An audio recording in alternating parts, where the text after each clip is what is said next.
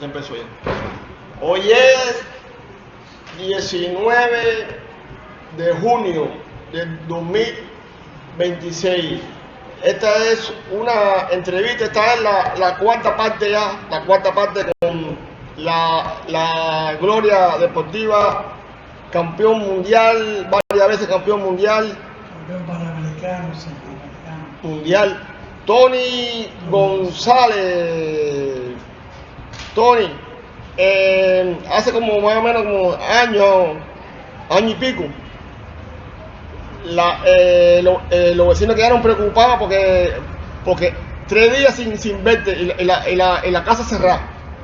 Hasta que un vecino brincó el muro y te encontró inconsciente en la cama. Enseguida te llevaron para el hospital y te operaron de urgencia.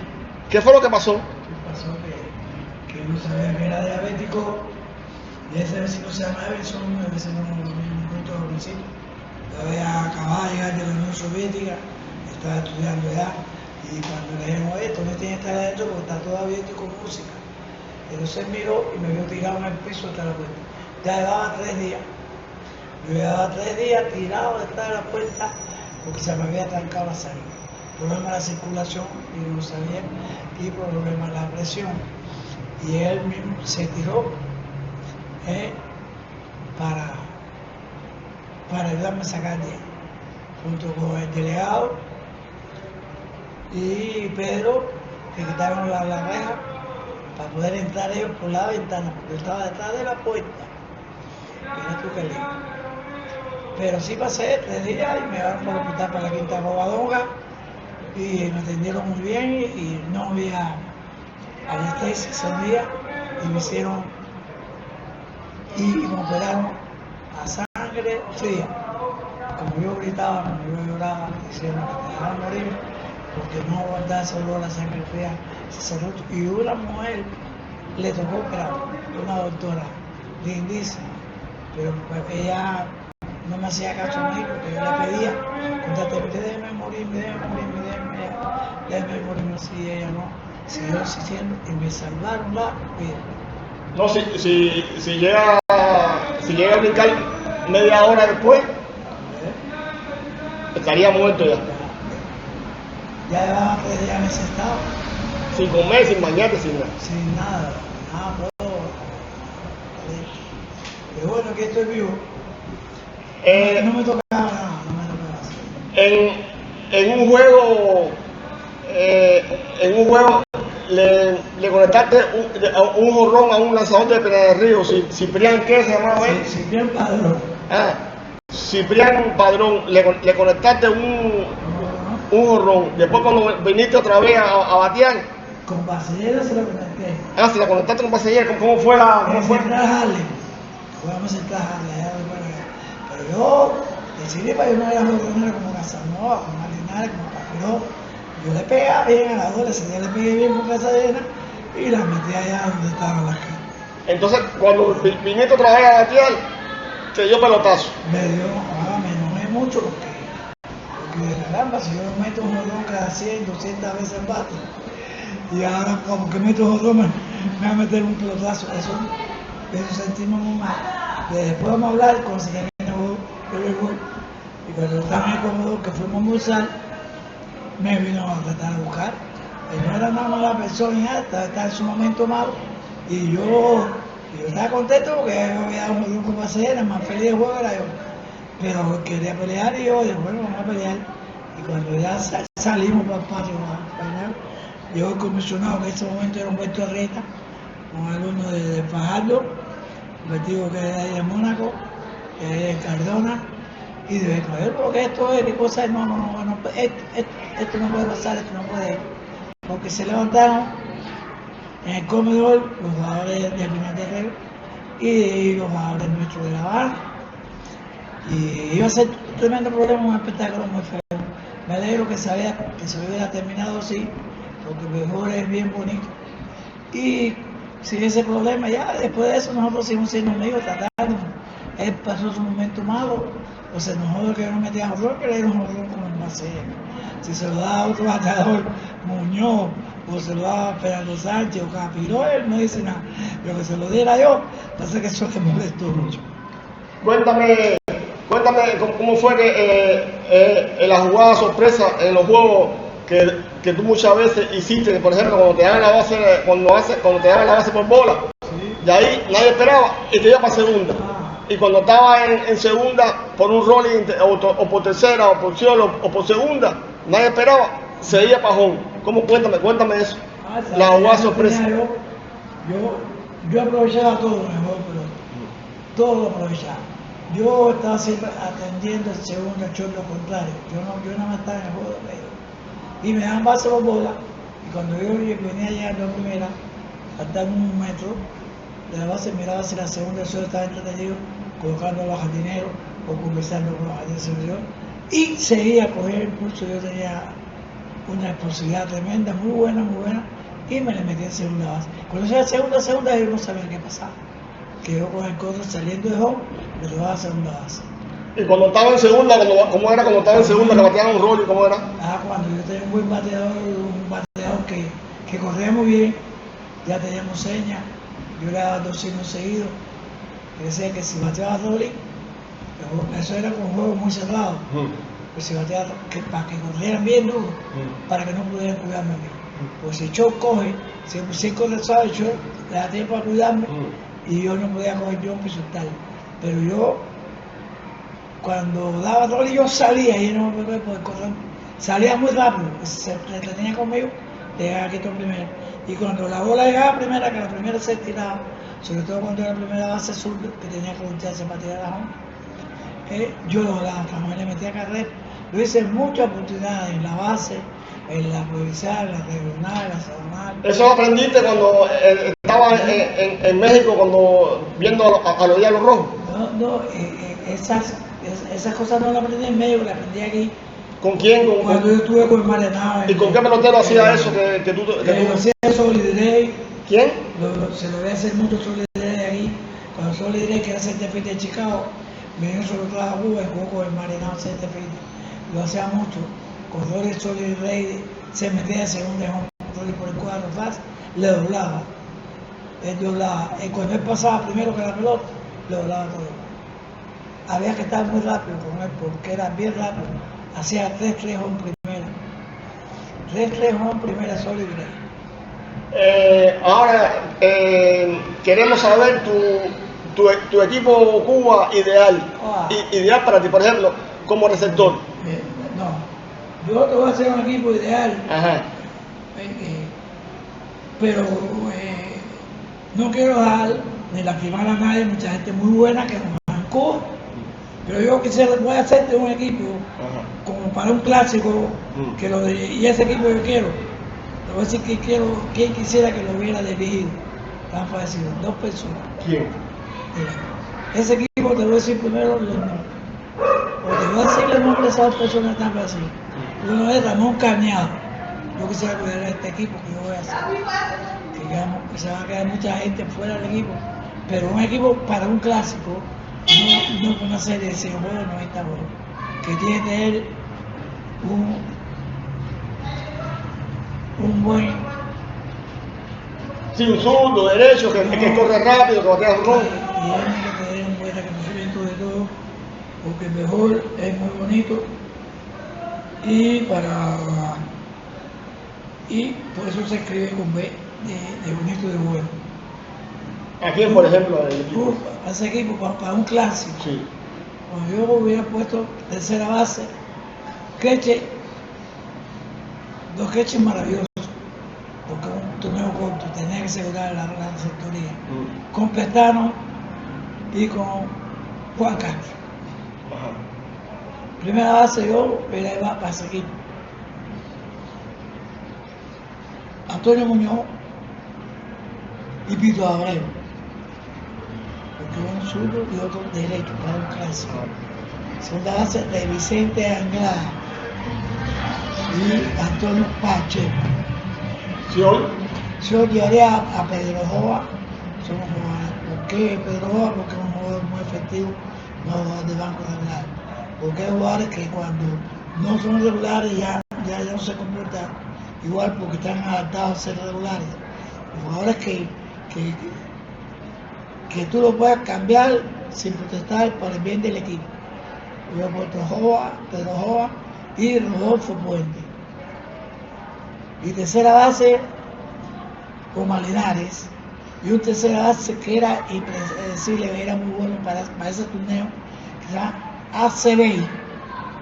¿Por qué era muy bueno para decirlo? Porque ACB era un defensor, todavía mucho mejor defensor con él, como ahora me bate, pero para defender un clásico por una lesión o para correr por él, o para hacer campo por Juan Castro, un corredor, estaba ACB, que era un gran corredor de base y un fildeador como Renado.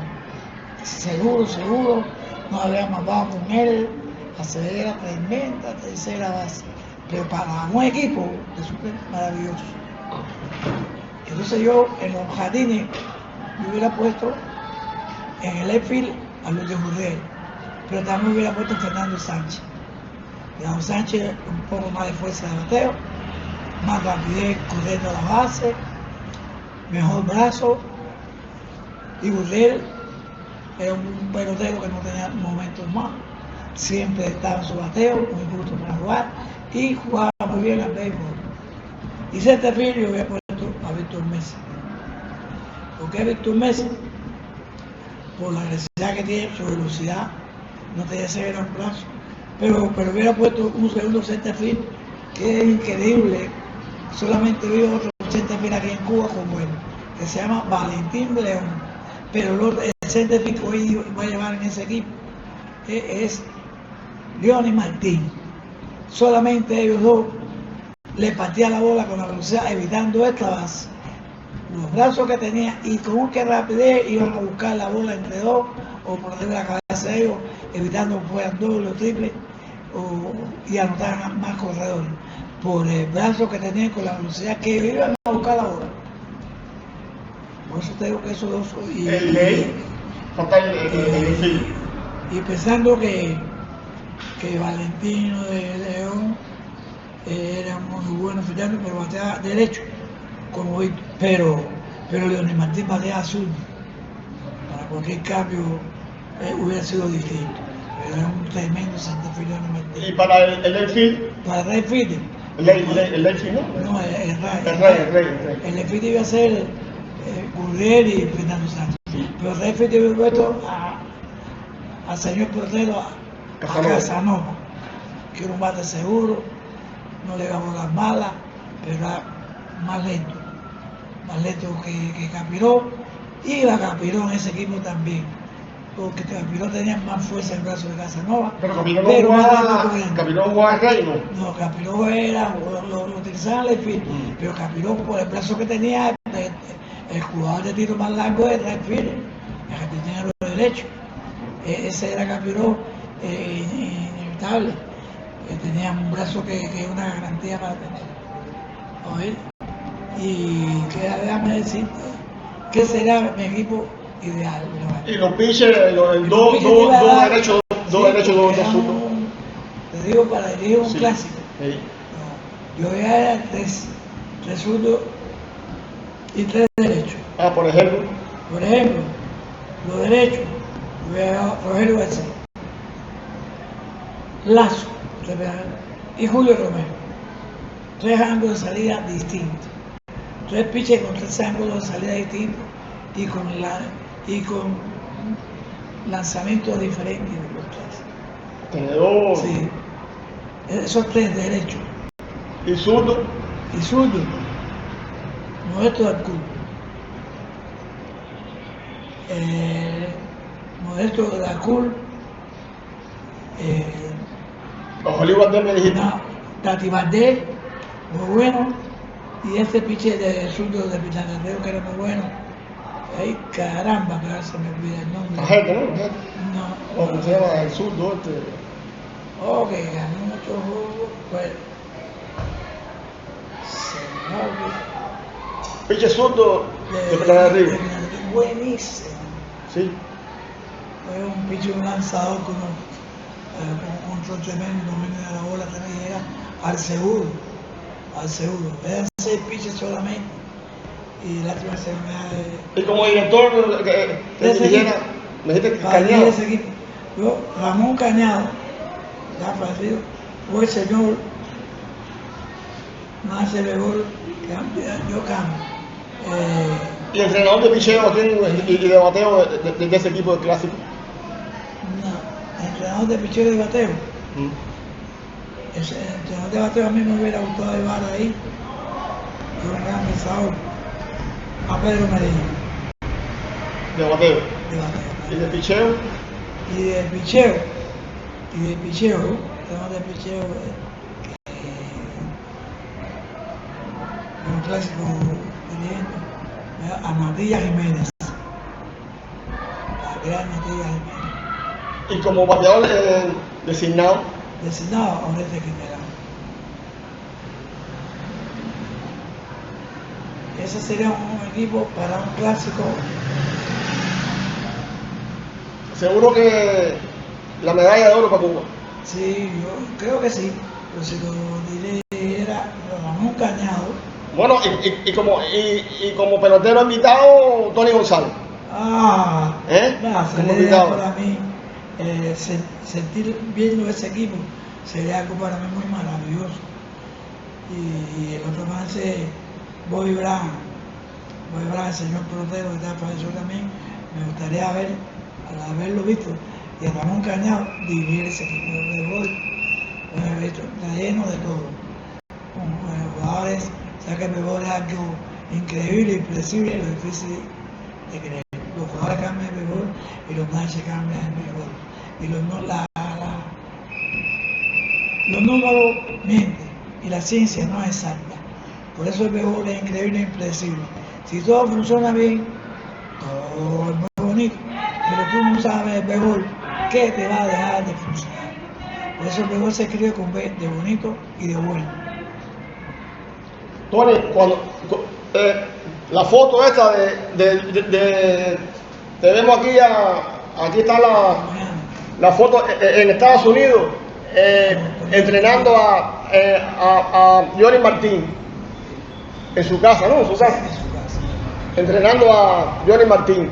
Cuéntame cómo la foto esta, a ver. Esto es en Estados Unidos.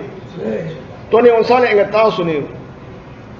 Con Johnny Martín cuando estaba con Tessa Ramos. Cuéntame, ¿cómo fue? Bueno, él se enteró que yo estaba de visita en Estados Unidos y me citó, me localizó para que fuera a su casa a una sesión de bateo conmigo. Ahí está la foto. Y él tiene un sistema de bateo muy bueno, tiene una buena fuerza en bate y una velocidad tremenda de mantener. Es un gran tocador de bola, ya tiene un artillero central de luz. Y yo fui a trabajar con él. Entonces trabajamos mucho esos días. Bateo, buen dato, buen sistema. Y enfocar bien en el pitcher con los dos ojos. Y todo pues relajado. No abre su hombro delantero muy rápidamente, se queda atrás y trata de darle para el centro el campo. Pero cuando él me preguntó, profe, ¿qué me ve? Lo único que te veo es que tienes que resolver los problemas con los hombres. Cuando te encuentro un pitcher con un Chapman, un pitcher como no la Ryan en su tiempo, un pitcher. Estoy ocupado ahora.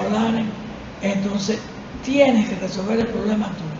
Cuando tú eres un pitcher de esa característica de 97 millas, 98 millas, te poncha a tus dos compañeros de adelante.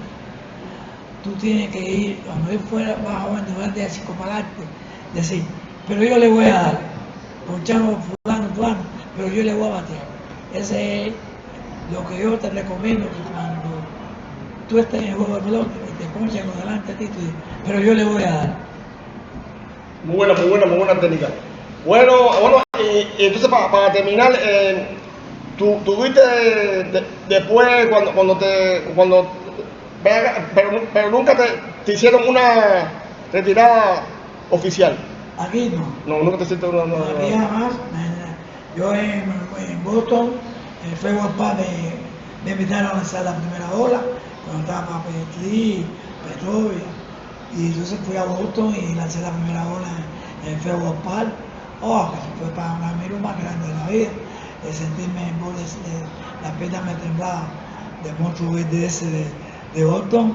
Fui yo, pues, me la recibió Candelita Iglesia, que era cubano.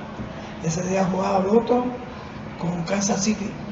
Y vi pichar también a mi compatriota que estaba con Kansas City. Y para mí fue un honor poderlo saludar ahí. Y vi a Luis Tian, empecé con Luis Tian. Fui más feliz del mundo. Pero en Boston logré tirar la primera bola, la bola inclusive se me fue delante de lo emocionado que yo estaba. Sí. Pero para mí fue un regalo bien grande que lo he guardado en toda mi vida. El mejor para mí es lo más bonito. El mejor en toda mi vida y se quedó en mi vida para toda la vida. A mí me gusta los tipos de mejor, pero me gusta que el mejor se juegue bien, porque el mejor, los números a veces mienten, porque Tony González puede venir al bate y batear 2 hits y después venir y con base M batear por doble play y con primera y segunda Tony González vuelve a batear por doble play. Tony dice no, Tony bateó de 4-2, no, Tony no bateó de 4-2, Tony González bateó de 6-2, porque las 2 veces que bateó por doble play fueron 2 outs. Cada vez que un bateo batea para doble play, entonces no bateaba de 4-2, bateaba de 6-2, pues cada vez que bateaba para doble play eran 2 outs. Y no es 4-2 que es 500, es 6-2 que es 333. Por eso ahora los números mienten es mejor. Los números mienten. Por eso el béisbol es tan lindo que se escribe con B y bonito y de bueno. Ahí hay que sumar esas cosas en el béisbol rival y pensar. Hace pocos días vi un juego aquí en la pelota nuestra y vi el equipo nuestro Industriales, que es un gran equipo, pero un jugador clásico. Estaba en primera base, se mandó, Industriales tenía 8 carreras por 0, señores. Y el corredor de primera, que estaba en su momento el bate muy tremendo, el coach de tercera de Industriales lo mandó hacia home ganando por 8 y fue out. No hay problema que haya sido out. Ese juego Industriales dio knockout, ganó 16-1, pero no es que, y si le dan un golpe a ese bateador, hay que pensar, el coach dijo, ay sí, me embullé, y yo digo, no te embullaste, lo que no pensaste, que se podía lesionar ese jugador, que es un jugador clásico para Industriales, porque estaba en ese momento bateando muy bien, y lo mandaron a sin necesidad ganando 8-0. 8-0 no se manda a nadie para home, sino va cómodamente, porque el jugador ese puede sufrir una lesión y una serie corta como esta que se está jugando de 40 juegos, se puede botar el campeonato. Hay que tener mucho cuidado, porque desde que los hermanos Bray en 1845 escribieron los primeros libros de béisbol y estrenaron la regla en 1846 con la base a 90 pies, el pitch 66, la raya por los jardines por derecho e izquierdo a 320 pies y se comenzaba a jugar con 9 jugadores cada equipo y 9 innings y los extra innings. Eso fue en 1845. Se quedó primero los Reyes, ahí está el béisbol, es el mismo béisbol. Nadie batea y empieza corriendo por tercera. Todo el mundo batea y empieza corriendo por home. Lo que pasa es que jugadores, directores cambian de juego, pero es el mismo béisbol. Tony, yo quisiera tu reflexión a esto que te voy a decir. En un juego de pelota X, hay 2 peloteros en el mismo tipo. Uno en el juego tiene 3 giles, pero los 3 giles lo dio con 2 outs y sin hombre en base. Y hay otro que se ha ponchado 3 veces, pero cuando vino con base llena, batió un jonrón. ¿Qué me dice de la diferencia de estos 2 peloteros? Porque uno con 3 giles, pero a la hora buena se ponchó con hombre en base, con base llena. Y el otro llevaba 3 ponches, pero a la hora buena batió un jonrón. Dime la diferencia de 2 peloteros. Es que el que batió con 3 giles no impulsó, le anotó. Y el otro que bateó el jonrón, a lo mejor llevaba 3 ponches, pero a la hora buena. Pero a lo mejor había evitado muchas carreras, hubiera cambiado ofensiva por defensiva y había cogido una bola para la tercera, había hecho los de play que hacen más defendiendo que bateando. A lo mejor los Reyes fueron sin nada en base del otro y él evitó 2 o 3 carreras fildeando a la defensa con el cual. Pues yo le digo a los jugadores, cuando usted no batee, cuando vaya al campo vaya a defender. Cuando usted no puede hacer nada ofensiva, cambio ofensiva por defensiva. Digo, bueno, no batí, ahora tengo que defender, tengo que ayudar al equipo con mi defensa y tratar de defender. Y entonces ahí viene la diferencia de que los más escogen a fulano sí, no está bateando, pero está defendiendo. Y los buenos más te dicen, oye, si no batea, saca a defender. Vamos a cambiar ofensiva por defensiva. Ahora no puede hacer nada más que defender. Y no puede quitarse hasta que no venga el bate en otro turno. Y puede estar 2 o 3 innings defendiendo y evitando carreras contrarias. Así que el béisbol es muy bonito. Por eso se escribe con B de bonito y de bueno. Bueno, esto ha sido una entrevista con Tony González. Esta es la entrevista la 4ª entrevista que me ha conseguido la gloria Tony González. Busquen en mi canal Ismael Rúa en YouTube. Ahí están las 4 entrevistas que tengo con Tony González. A la gente le han gustado, me han en mi página en YouTube me han puesto bonitas cosas a la entrevista que le han gustado y eso. Hasta un próximo programa.